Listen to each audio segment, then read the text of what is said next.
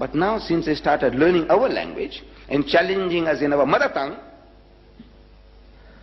the Muslims were forced to accept the challenge. And Maulana Abdul Aziz of Delhi, this is I'm reading in the book, which made everything interesting to me, which brought me here.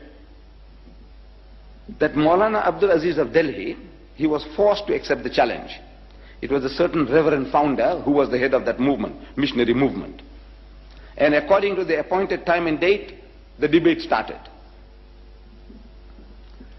The reverend started the debate with requesting the Maulana. Maulana means our Shaykh or Imam in our language, you see, in the language of the Indian Muslim. He said, Maulana Sahib, telling him in Urdu, sir, respected Maulana, get started. Start the ball rolling. So the Maulana said, you see, look, you are our elder brother. In other words, Christianity precedes Islam by 600 years.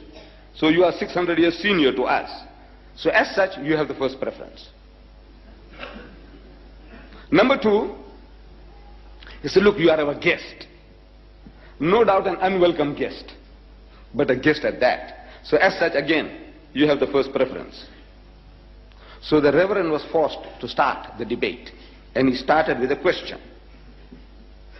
He says, Maulana Sahib, speaking in Urdu, Maulana Sahib, where is your Prophet Muhammad now? So the Maulana, after a pause, he replied that he is in Jannatul Firdaus, in heaven, blessed heaven with God Almighty. Out of that answer came the second question. He said, all right, tell me now, where was he when his grandson Husayn was martyred at Karbala? So the Maulana again thought for a moment, and he again replied, he was still in Jannatul Firdaus, in blessed heaven with God Almighty. Out of that answer came the third question. I'm reading this in the book. He said, all right, now Maulana Sahib, look, if your Muhammad was with his Allah, as you say, and while his grandson was being butchered, Shaheed, at Karbala, didn't he ask his Allah for help? He said, look, my grandson is being butchered, please, have mercy on him, save him. So there was a long pause. And the Reverend couldn't hold his peace. He started stamping his feet. Come on. Did he or didn't he? Didn't he ask his Allah for help?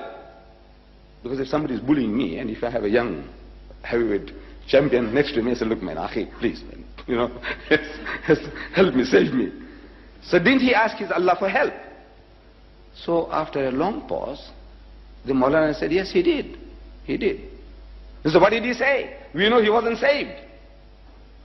What did Allah say? And there was an inordinate pause, undue pause. So the Reverend again started stamping. Come on. What did he say? So the Maulana said, Allah cried. He cried. So what? Allah cried? He said, yes. He said, I couldn't save my own son Jesus. How can I save your grandson?